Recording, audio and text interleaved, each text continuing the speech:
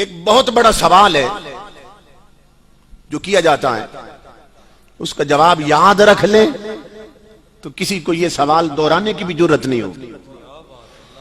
وہ یہ ہے کہ بعض لوگ کہتے ہیں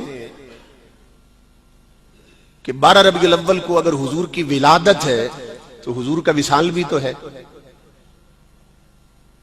اس دن وفات بھی تو ہے حضور کی۔ بعض تاریخوں میں ہے کہ حضور اسی دن فوت ہوئے، تو ہمیں کہتے ہیں کہ حضور صلی اللہ علیہ وسلم کی ولادت کی خوشیاں کرتے ہو، آپ کی وفات کا سوگ کیوں نہیں مناتے؟ یہ کہتے ہیں کہ نہیں کہتے؟ منافقت دیکھیے کہ ہم اگر 10 محرم کو امام عالی مقام کا ذکر سن کے غمزدہ ہو جائیں تو کیا کہتے ہیں؟ وہ صدیاں گزری ہیں اب تک سوگ منا رہے ہیں۔ اعتراض ہوتا ہے، دیکھو جی 3 دن سوگ ہوتا ہے، صدیاں گزر گئیں اب تک حسین کا سوگ منا رہے ہیں۔ محرم میں یہ، اور جب ربیع الاول آ جائے تو کہتے ہیں کہ اس دن اگر حضور کا میلاد ہے تو وفات بھی ہے، خوشی کیوں مناتے ہو، سوگ کیوں نہیں مناتے؟ وہاں سوگ کیوں مناتے ہو، یہاں خوشی کیوں مناتے ہو؟ پنجابی میں کہتے ہیں آٹا گوندی ہلدی کیوں پئی ہے؟ منافقت دیکھیے ان کی۔ اور کہتے ہیں جی حضور فوت ہوئے تھے اس دن اور دین صحابیوں سے چلا، اور صحابہ تو اس دن روئے تھے، بہت روئے تھے، صحابہ بہت روئے تھے جب حضور کا وصال ہوا۔ تو یہ بہت بڑا ان کا سوال ہے کہ جب حضور فوت ہوئے اسی دن 12 ربیع الاول تو صحابہ روئے تھے، اور اتنا روئے تھے کہ بعض بے ہوش ہو گئے، اور تم محبت کے دعوے کرتے حضور کے ساتھ، صحابہ روئیں اور تم ہنسو، اس دن خوشیاں مناؤ۔ یہ بہت بڑا اعتراض ہے۔ لو میں اس کی دھجیاں اڑانے لگا ہوں اللہ کی توفیق سے۔ صحابہ اس لیے روئے تھے، تاجدار کائنات کی جلوہ گری 2 حیثیتوں میں ہوئی۔ اس دنیا میں حضور تشریف لائے تو جلوہ گری کی 2 حیثیتیں تھیں، 2 اسپیکٹ تھے، 2 پہلو تھے، ایک روحانی ایک جسمانی۔ ایک صورت روحانی میں جلوہ گری تھی حضور کی، اور ایک صورت جسمانی میں جلوہ گری تھی حضور کی۔ جب ایک صورت جسم والی گم ہو گئی صحابہ کے سامنے سے، اس پر روئے۔ وہ بلال کی اذان کے وقت یار جب حجرہ عائشہ سے نکلتا تھا، اب وہ نکلنا نہیں ہوگا، اس پہ روئے۔ وہ یار جب مدینے کی گلیوں میں نکلتا تھا نظر آتا تھا، جسم والی صورت وہ اب نظر نہیں آئے گی، اس لیے روئے۔ یار جب غزوے پہ جاتا تھا، طواف کرتا تھا، ہم پیچھے پیچھے ہوتے تھے، صحابہ یہ سوچ سوچ کے روئے کہ اب وہ گلیاں ویران ہو گئی، کیونکہ ایک صورت جسمانی اوجل ہو گئی وفات کے ساتھ، گم ہو گئی تھی، اس لیے روئے کہ وہ صورت گم ہو گئی۔ صحابہ روئے کہ جسمانی صورت گم ہو گئی۔ ہم کیوں روئے؟ ہمارے پاس جسم کے ساتھ تو آئے نہیں، روحانیت کے ساتھ ہمیں ملے، جسم کے ساتھ نہیں ملے۔ صحابہ اس لیے روئے کہ جسم آیا تھا گم ہو گیا، رو پڑے۔ ہمارے پاس جسم کے ساتھ نہیں آئے، روحانی طور پر آئے، اور ہم سوگ کیوں منائے کہ جب سے آئے ہیں کبھی گئے ہی نہیں ہیں۔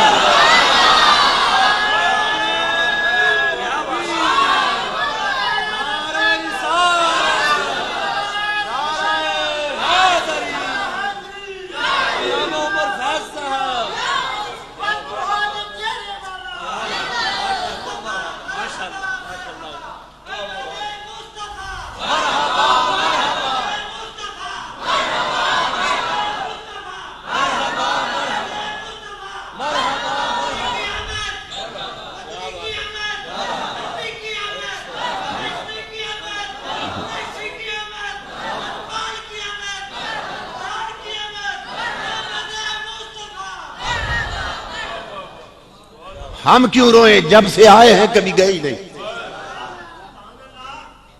اللہ اکبر. اب بتاؤں کہ تاجدار کائنات کی آمد پر اصحاب رسول جشن کیسے مناتے تھے. اچھا ایک سوال یہ بھی ہوتا ہے کہ جب حضور مکے میں آئے تو کس نے میلاد منایا؟ جب مکے میں پیدا ہوئے اس وقت جب کسی نے نہیں منایا تم کیوں مناتے ہو؟ یہ بھی اعتراض. ایک اعتراض یہ ہے کہ صحابہ نے جھنڈیاں نہیں لگائیں، بینر نہیں لگائے، تم کیوں لگاتے؟ جاہل لوگ ہیں بھئی. قرآن اتر رہا تھا، نزول ہو رہا تھا قرآن کا، تو قرآن لکھنے کے لیے کاغذ نہیں ملتا تھا، جھنڈیوں کے لیے پاگلوں کہاں سے لاتے؟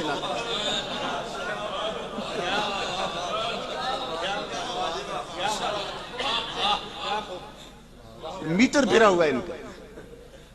خدا جب دین لیتا ہے تو عقلیں چھین لیتا ہے. سوچنے کی بات ہے نا. وہ قرآن لکھنے کے لیے کاغذ نہیں تھا، جھنڈیوں کے لیے کہاں سے لاتے؟ اور دوسرا کہتے ہیں جی مکے میں آئے جس دن کس نے میلاد منایا؟ ہم کہتے ہیں نہیں منایا کسی نے. پھر کہتے ہیں پھر تم کیوں مناتے ہو؟ اسی لیے تو مناتے ہیں کہ اس دن کسی نے نہیں منایا، اسی لیے تو مناتے ہیں. کیوں؟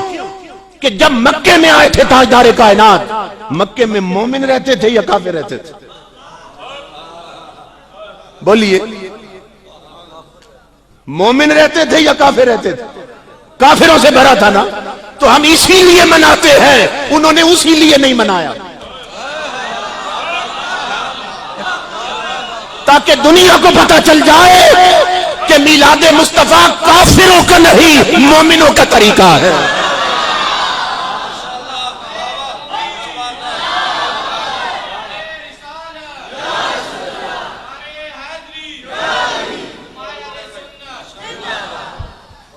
آپ علماء سے سنتے رہتے ہیں جب حضور کا میلاد ہوا کعبے پر جھنڈے لگے تھے، کعبے پر جھنڈے لگے تھے، بت خانوں کے جلتے چراغ بھی بجھ گئے. ہوا نا؟